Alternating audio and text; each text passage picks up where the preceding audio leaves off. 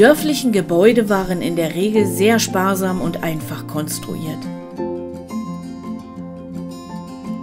Üblich waren steile Schindeldächer, die den Gegebenheiten der schneereichen Winter angepasst waren.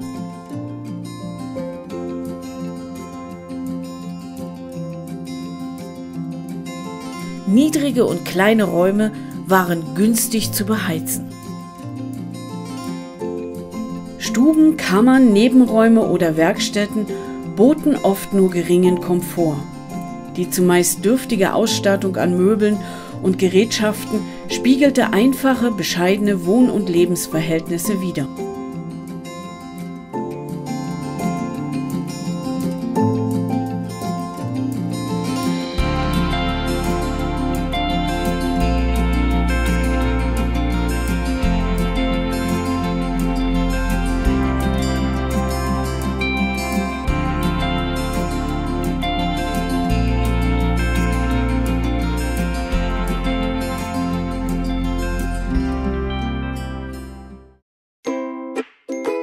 Die meisten Familien hatten viele, viele Kinder. Schauen Sie mal hier, so viele Menschen wohnten mitunter in einem Haus.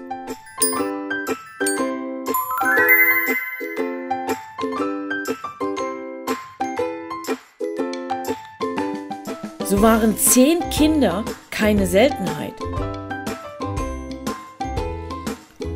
Und wie nur sollten die Eltern all die hungrigen Mäuler satt bekommen?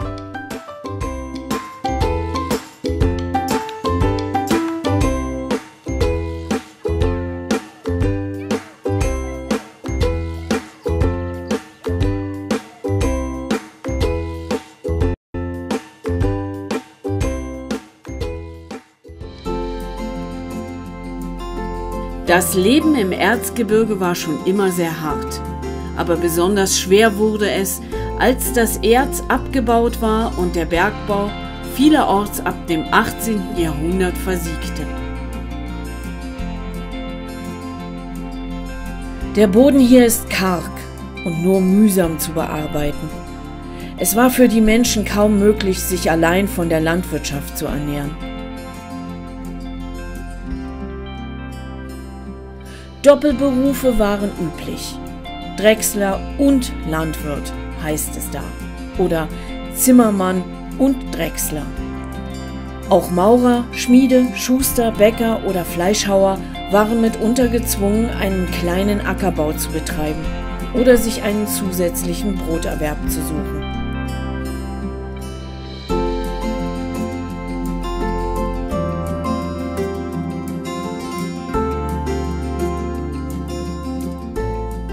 Zu den verbreiteten Nebentätigkeiten der Frauen gehörten das Klöppeln,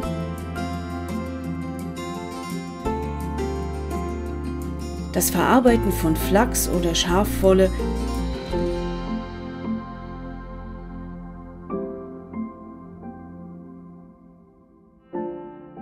das Stricken von Strümpfen oder das Nähen von Kleidungsstücken.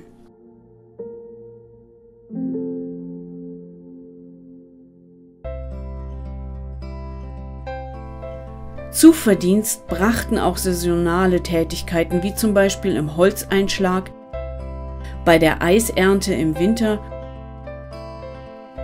oder der Herstellung von Dachschindeln.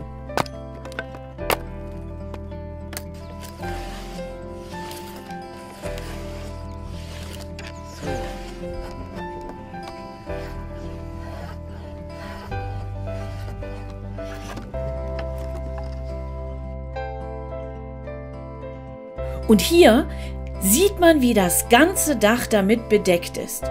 Ganz schön viel Arbeit.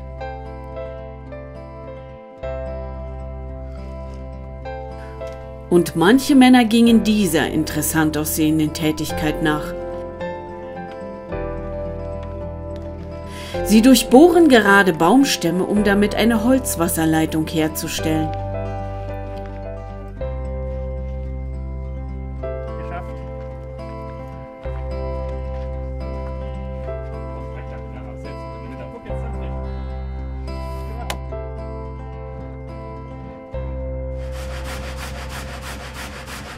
Helfende Hände wurden mitunter beim Brettschneider gebraucht. Er war einer der wichtigsten Handwerker im Dorf. In seinem Sägewerk wurden Baumstämme zu Balken und Brettern gesägt. Daraus konnte man nicht nur Häuser bauen, sondern auch bergbauliche Anlagen, Brücken, Zäune, Wasserräder, Wagen und Räder herstellen. Zur Hilfe nahm man die unermüdliche Kraft des Wassers, die auch lange Zeit für die Spielzeugfertigung eingesetzt wurde. Spätestens ab 1913 konnten die Spielzeugmacher bereits die Antriebskraft eines Elektromotors nutzen, wie in unserer Museumsspielzeugwerkstatt zu sehen ist.